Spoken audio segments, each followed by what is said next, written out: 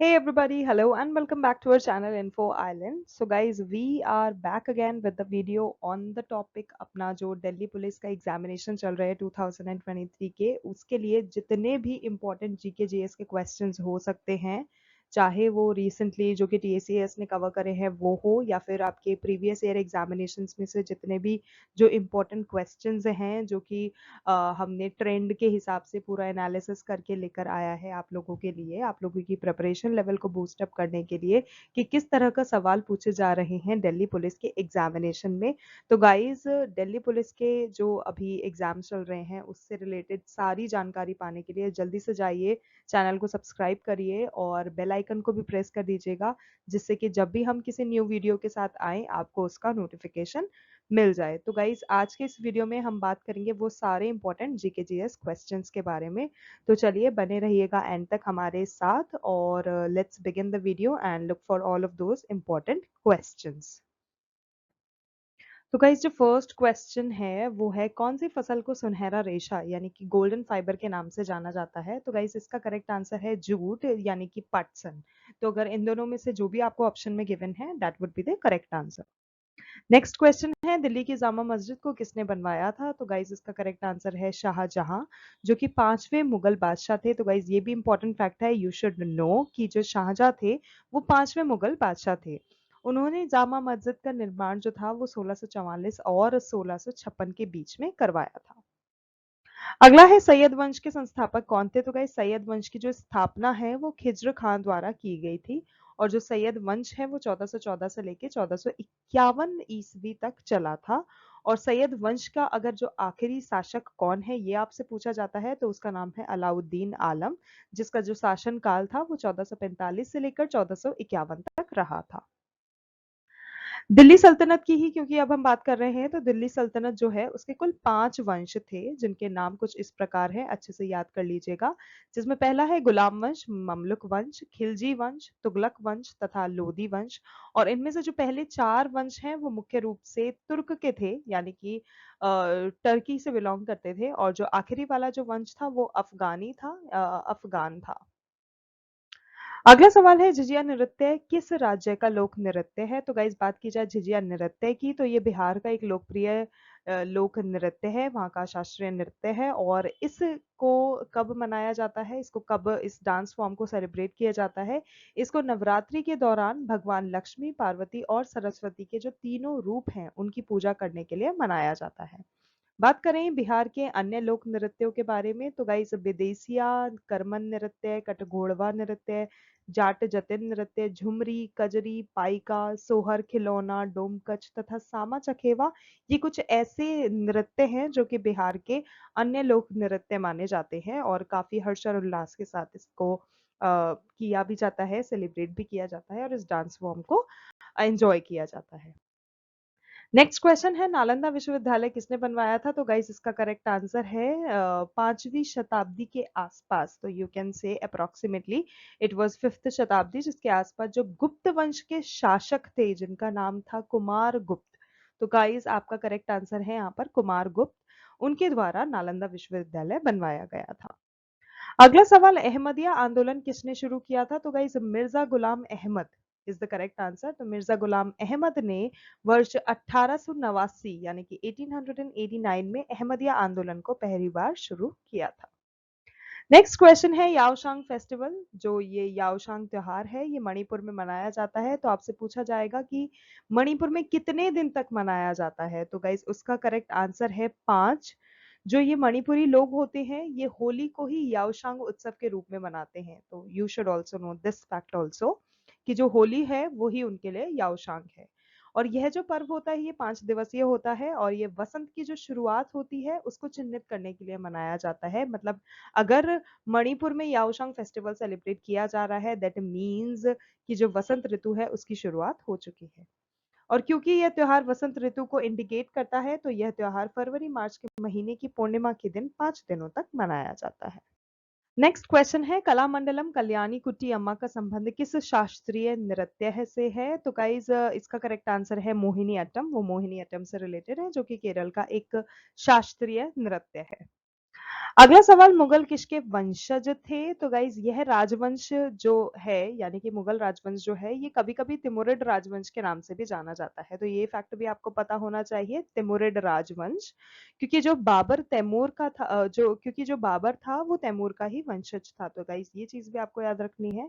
फरगना वादी से आए एक तुर्की मुस्लिम तिमुरिड सालार सिपाह सालार बाबर ने मुगल राजवंश को स्थापित किया था। उन्होंने उत्तरी भारत के कुछ हिस्सों पर हमला कर दिया था और दिल्ली के शासक जो इब्राहिम शाह लोदी थे, उनको 1526 में पानीपत के पहले युद्ध में हरा दिया था। शासकों की बात की जाए तो शासकों के दो ही महान वंश थे। मुगल के जो पूर्वज थे, उनकी मातृक से वे चंगेज खान के वंशज थे, जिन्होंने मंगोल जनजातीय चीन और मध्य एशिया पर काफी सालों तक शासन किया था। और उनकी मृत्यु जो थी वो 1227 में मृत्यु हो गई थी। अपने पैतृक पक्ष से वे तैमूर के वंशज थे, जिन्होंने इराक, ईरान और आधुनिक तुर्की पर शासन किया था। उसके बाद बात की जाए 1404 की, तो साल 1404 में तैमूर की मृत्यु हो गई थी। नेक्स्ट क्वेश्चन गाइस, जो कि टीसीएस ने हाल ही में पूछा था, वो है द इनहेरिटेंस ऑफ लॉस पुस्तक के लेखक कौन है? तो गाइस इसका करेक्ट आंसर है किरण देसाई, जिनको मैन बुकर पुरस्कार भी मिला था साल 2007 में। अगला सवाल, लता मंगेशकर का पहला पार्श्व गीत कौन सी फिल्म में गाया गया था? तो गाइज जो फिल्म का नाम था वो है किटी हसल। तो kitty hustle is the correct answer. जो लता मंगेशकर जी हैं, उन्होंने अपना पहला गाना 1942 में की गई एक मराठी फिल्म, वो मराठी फिल्म में थी, किटी हसल उसका नाम था, 1942 में आई थी।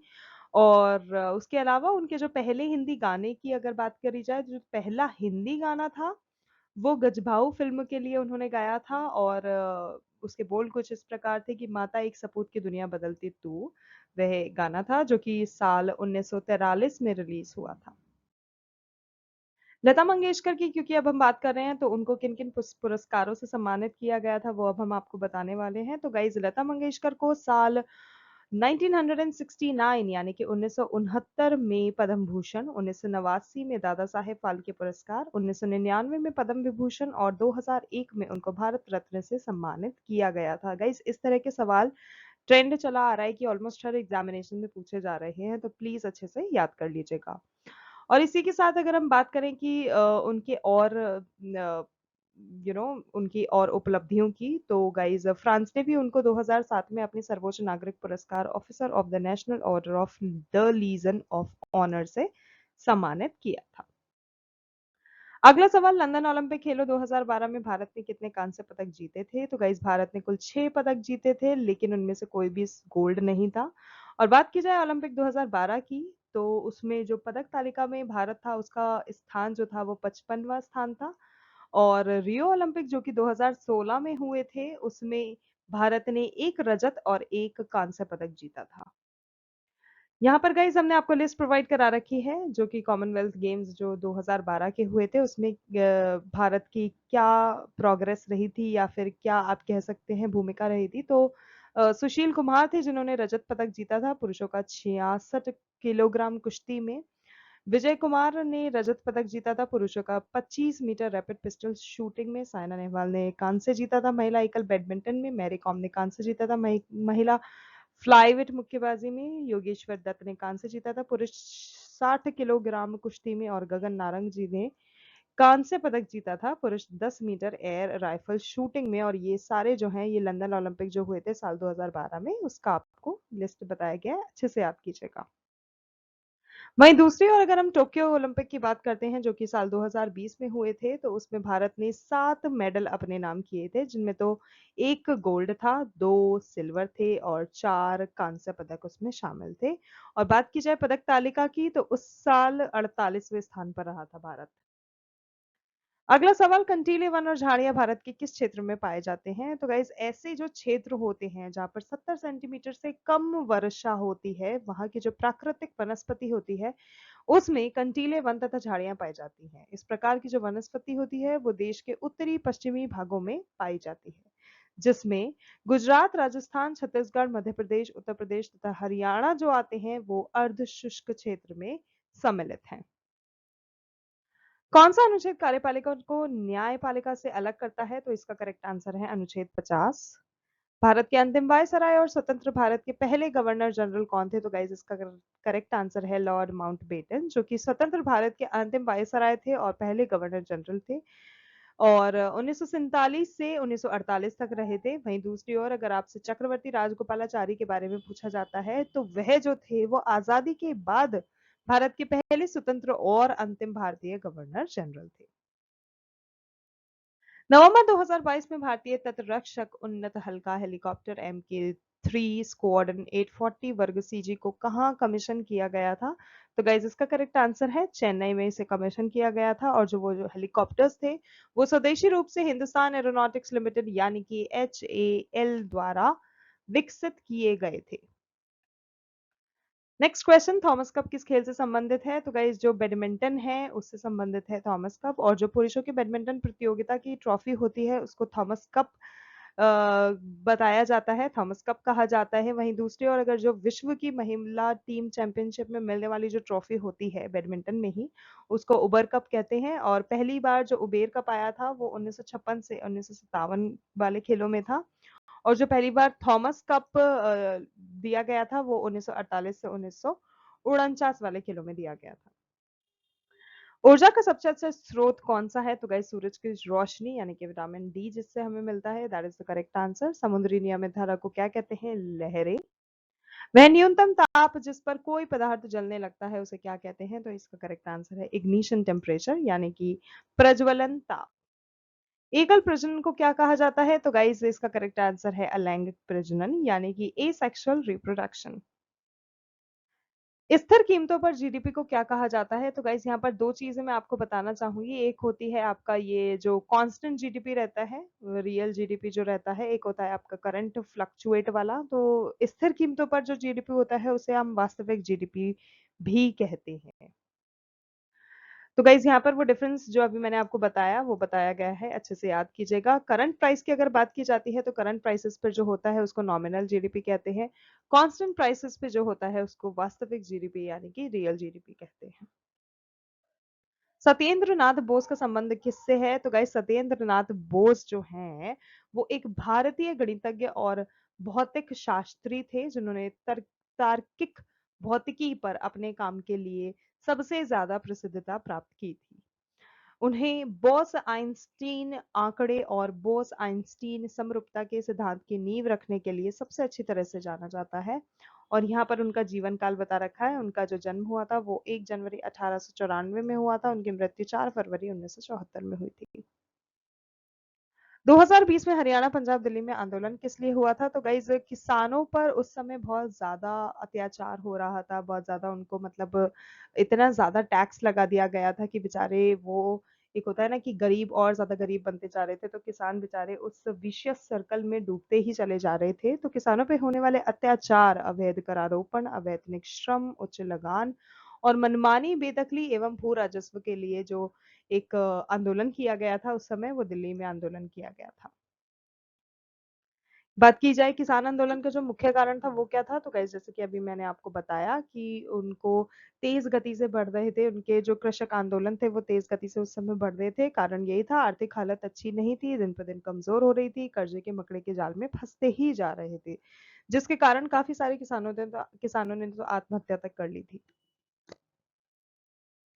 अगला सवाल, नालंदा विश्वविद्यालय के संस्थापक कौन थे? तो गाइज इसकी जो स्थापना थी वो श्रेय गुप्त शासक जो कि कुमार गुप्त प्रथम थे उन्होंने की थी और 450 से 470 को की थी।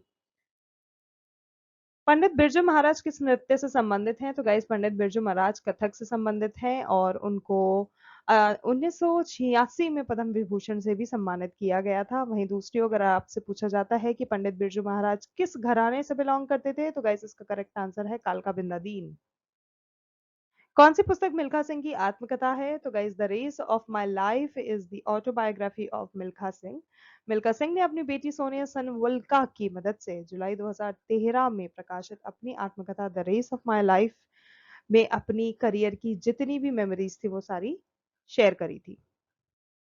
किस भारतीय संगीतकार को मोजार्ट ऑफ मद्रास का लोकप्रिय नाम दिया गया था? तो गाइस इसका करेक्ट आंसर है ए आर रहमान। भारत में 1999 में कौन सी गरीबी उन्मूलन योजना प्रारंभ की गई थी? तो गाइज उस समय प्रधानमंत्री अटल बिहारी वाजपेयी जो थे उनके द्वारा ग्रामीण बेरोजगारों के लिए बीच स्वरोजगार को प्रोत्साहित करने के लिए अप्रैल 1999 में स्वर्ण जयंती ग्राम स्वरोजगार योजना यानी कि SGSY स्टार्ट की थी। भारत का पहला उद्यान मकबरा कौन सा है? तो गाइस इसका करेक्ट आंसर है हुमायूं का मकबरा। तो इसमें कुछ फैक्ट्स भी बता रखे हैं हमने, अच्छे से देख लीजिएगा। तो जो हुमायूं की पहली पत्नी है उनका नाम हमीदा बानो बेगम था, जिन्हें हाजी बेगम के नाम से भी जाना जाता था, और उन्होंने 1569-70 में हुमायूं के मकबरे का निर्माण भी करवाया था।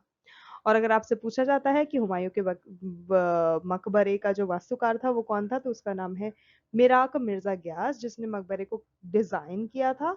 और बात की जाए कि इसको यूनेस्को ने विश्व विरासत स्थल में कब जोड़ लिया था, तो गाइस 1993 में वर्ल्ड यूनेस्को के द्वारा इसको विश्व विरासत वर्ल्ड हेरिटेज सेंटर के नाम से जोड़ लिया गया था, की लिस्ट में नाम इसका जोड़ लिया गया था। हिमालय नदियां किस प्रकार की होती हैं? तो गाइज ये जो नदियां होती हैं ये बारहमासी होती हैं, जबकि जो प्रायद्वीपीय नदियां होती है वो मौसमी होती हैं, यानी कि सीजनल होती हैं और प्राय मानसून में ही प्रवाहित होती हैं। पानीपत का तृतीय युद्ध कब हुआ था? तो गाइज पानीपत का जो तीसरा युद्ध था वो अहमद शाह अब्दाली और मराठा सेनापति सदाशिव राव भाव के बीच में 14 जनवरी 1761 को हुआ था, जिसमें जो जीते थे वो थे अफगान। वहीं दूसरी ओर अगर आपसे पूछा जाता है कि पानीपत का जो प्रथम युद्ध था वो कब हुआ था, तो वो हुआ था आपका 20 अप्रैल 1526 में, और मुगल शासक बाबर और इब्राहिम लोदी के बीच में हुआ था। और बात की जाए द्वितीय युद्ध की, तो गाइज वो 5 नवंबर 1556 में हुआ था, अकबर और हेमू के बीच में हुआ था, जिसमें हेमू जो थी वो हार गई थी। सत्यशोधक समाज की स्थापना कब हुई थी? तो गाइज इसका करेक्ट आंसर है 24 सितंबर 1873 को पुणे महाराष्ट्र में ज्योतिबा फुले द्वारा सत्यशोधक समाज की स्थापना की गई थी। 2011 की जनगणना के अनुसार सबसे कम जनसंख्या घनत्व वाला केंद्र शासित प्रदेश कौन सा है? तो इसका करेक्ट आंसर है अंडमान निकोबार। वहीं दूसरी ओर अगर आपसे उच्चतम पूछा जाता है, तो उच्चतम जो है वो है बिहार, जिसमें 1106 व्यक्ति प्रति वर्ग किलोमीटर है, और अरुणाचल प्रदेश जो है वो 17वें नंबर पे आता है। प्रथम हैंडबॉल टूर्नामेंट जर्मनी में कब हुआ था? तो गाइस पहली चीज अगर आपसे पूछा जाता है कहाँ हुआ था, तो जर्मनी में। कब हुआ था? तो 1917 में। बाजीराव प्रथम के पिता का क्या नाम था? तो गाइस उनके पिता का नाम था पेशवा बालाजी विश्वनाथ, और वो खुद भी छत्रपति शाहूजी महाराज के पेशवा रहे थे। बाघ की गुफाएं कौन से राज्य में उपस्थित होती हैं? तो guys Madhya Pradesh is the correct answer. Rajgriha किस महाजनपद की राजधानी है? मगध की। तो गाइस यहाँ पर हमने कुछ महाजनपद और राजधानियां बताई हैं, प्लीज इनको अच्छे से देख लीजिएगा, अच्छे से याद कर लीजिएगा, बिकॉज ये सारी चीजें ऐसी हैं जो कि एग्जाम्स में बार बार पूछी जाती हैं।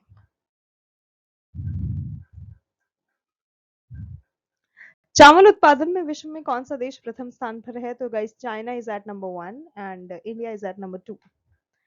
पृथ्वी का कोर किस खनिज से बना हुआ है? तो guys iron and nickel is the correct answer. वहीं दूसरी ओर अगर आपसे पूछा जाता है महासागरीय भूप्रपर्टी किस खनिज से बना हुआ है, तो उसका करेक्ट आंसर है सिलिकेट एवं मैग्नीशियम। टुसु पर्व झारखंड में हिंदी के किस महीने में मनाया जाता है? तो गाइस जो टुसु पर्व होता है वो 15 दिसंबर से लेकर मकर संक्रांति तक लगभग एक महीने के लिए मनाया जाता है, और ये जो त्योहार है ये आदिवासियों का बहुत ज्यादा महत्वपूर्ण पर्व है। नेक्स्ट क्वेश्चन है बिना संगठित केंद्रित वाली कोशिका कौन सी कहलाती है? तो गाइस इसका करेक्ट आंसर है प्रोकैरियोटिक कोशिका, यानी कि प्रोकैरियोटिक सेल्स। तापमान किस में नापा जाता है? तो गाइस तापमान को थर्मोमीटर द्वारा नापा जाता है, और अगर आपसे पूछा जाता है किन पैमानों पे नापा जाता है, तो गाइस वो है सेंटीग्रेड, केल्विन एवं फ़ारेनहाइट। किस एक्ट के द्वारा भारत में ईस्ट इंडिया कंपनी का व्यापारिक एकाधिकार समाप्त कर दिया गया था? तो गाइस चीन के साथ व्यापार और भारत के साथ चाय पर ईस्ट इंडिया कंपनी का एकाधिकार 1813 का जो चार्टर अधिनियम हुआ था उसके द्वारा संरक्षित कर दिया गया था, जिसमें भारत में व्यापार पर कंपनी के एकाधिकार को मिटा दिया था। नेक्स्ट क्वेश्चन है गाइस पल्लव वंश का अंतिम शासक कौन था? तो गाइस इसका करेक्ट आंसर है अपराजित वर्मन। वहीं दूसरी ओर अगर आपसे पूछा जाता है कि जो इसकी स्थापना थी वो किसने की थी, तो जो पल्लव वंश की स्थापना थी वो विष्णु सिंह ने की थी। रेपो रेट एवं रिवर्स रेपो रेट क्या होती है? तो गाइस रेपो रेट जो होती है उसके कम होने का अर्थ होता है कि ग्राहक अब कम दामों में भी होम लोन और व्हीकल लोन जैसे लोन के कर्ज के दर सस्ते हो जाएंगे। जैसा कि शब्द से ही अर्थ साफ है, इसका अर्थ उस रेट से है जिस पर बैंकों को उनकी ओर से आरबीआई में जमा धन पर ब्याज मिलता है। वहीं दूसरी ओर रिवर्स रेपो रेट जो होता है उसमें बाजारों में नकदी की लिक्विडिटी को नियंत्रित करने का काम होता है। इनमें अगर आप और डेप्थ में देखना चाहते हैं, अगर आप जानना चाहते हैं कि इनमें अंतर क्या होता है, तो गाइस जो बैंक होती है वो आरबीआई से रेपो रेट पर पैसा उधार लेती है और दूसरी ओर वो रिवर्स रेपो रेट पर आरबीआई को पैसा उधार दे देती है। आरबीआई मुद्रास्फीति को नियंत्रित करने के लिए रेपो रेट और धन प्रवाह को प्रबंधित करने के लिए रिवर्स रेपो रेट का जो उपयोग होता है वह करता है। महाद्वीपों में से किस महाद्वीप को विज्ञान के समर्पित महाद्वीप कहा जाता है? तो गाइस इसका करेक्ट आंसर है अंटार्कटिका। जून 2022 में नीति आयोग के सीईओ कौन बने थे? इसका करेक्ट आंसर है परमेश्वर अय्यर। वहीं दूसरी ओर अगर आपसे पूछा जाता है उपाध्यक्ष कौन है, तो डॉक्टर सुमन के बेरी इज द उपाध्यक्ष और वर्तमान में जो सीईओ हैं वो हैं श्री बीवीआर सुब्रमण्यम। और बात की जाए नीति आयोग की स्थापना की, तो वो 1 जनवरी 2015 में स्थापना हुई थी। चंद्रगुप्त ने कौन सी उपाधि प्राप्त की थी? तो गाइस चंद्रगुप्त ने जो महाराजाधिराज थे उनकी उपाधि धारण कर ली थी और यह प्रथम गुप्त वंश के पहले शासक थे। दिल्ली सल्तनत की पहली महिला शासक कौन थी? तो guys Razia Sultan is the correct answer, जिन्होंने दिल्ली की गद्दी पर बैठने वाली पहली और एकमात्र मुस्लिम महिला रही थी। भारत का सबसे पुराना संयुक्त स्टॉक बैंक कौन सा है? तो guys Allahabad bank is the correct answer. Allahabad bank जो है जो कि वर्ष 1865 में स्थापित हुआ था, सबसे पुराना संयुक्त स्टॉक बैंक है।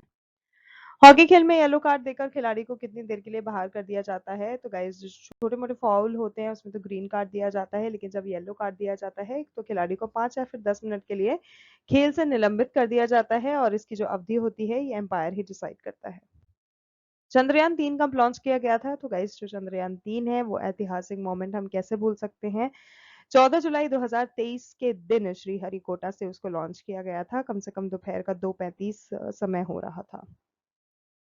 गोवा में थैंक्सगिविंग त्योहार का दूसरा नाम क्या होता है? तो guys Succoth is the correct answer.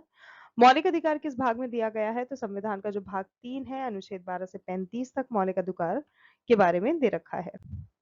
विधवा पुनर्विवाह सभा की स्थापना कब हुई थी? तो गाइस साल 1850 के दशक में जो विष्णु शास्त्री पंडित थे उन्होंने सबसे पहले विधवा पुनर्विवाह संघ की स्थापना की थी। वित्तीय वर्ष 2022 में कौन सा ऐतिहासिक स्थान सबसे ज्यादा देखा गया है? तो गाइस पहले नंबर पे है ताजमहल, दूसरे नंबर पे है हवा महल। 2022 में कॉमनवेल्थ गेम्स कहाँ आयोजित किए गए थे और उनमें भारत ने कुल कितने पदक जीते थे? तो गाइस आयोजित किए गए थे बर्मिंघम में और इंडिया ने कुल 61 पदक जीते थे और जिसमें मीराबाई चानू जो रही थी उन्होंने कॉमनवेल्थ गेम्स 2022 में स्वर्ण पदक जीतने वाली पहली महिला भारतीय थी। किस मिट्टी को स्वतः जुताई वाली मिट्टी कहा जाता है? तो गाइस काली मिट्टी is the correct answer. Home in the world a memoir पुस्तक के लेखक जो है वो कौन है? तो Amartya Sen is the correct answer. पौधे अपना भोजन स्वयं बनाते हैं इसलिए उनको स्वपोषी इनको क्या कहला जाता है? उनको स्वपोषी कहा जाता है। सारंगी वादक से संबंधित कलाकार कौन से हैं? तो Pandit Ram Narayan is the correct answer.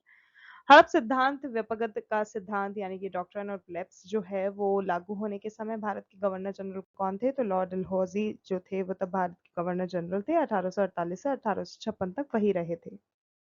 Plasma पदार्थ की कौन सी अवस्था कहलाती है? ये चतुर्थ अवस्था कहलाती है। सौंग त्योहार जो है किस राज्य के आदिवासी समुदाय द्वारा मनाया जाता है? अरुणाचल प्रदेश की जो आदिवासी जनजाति है उस द्वारा मनाया जाता है। कुचिपुड़ी नृत्य के लिए 1998 में पद्म भूषण पुरस्कार से किसे सम्मानित किया गया था? तो वेम्पति चिन्ना सत्यम इज द करेक्ट आंसर। यदि कोई व्यक्ति एक देश से दूसरे देश में जाना चाहता है तो उसे कौन सा प्रवास कहा जाता है? तो guys that is international migration यानी कि अंतरराष्ट्रीय प्रवास।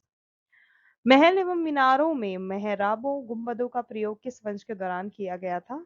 तो गाइस इसका करेक्ट आंसर है सल्तनत काल में इसका जो उपयोग है वो किया गया था, जो कि सम्राट औरंगजेब के शासन काल के दौरान आता था।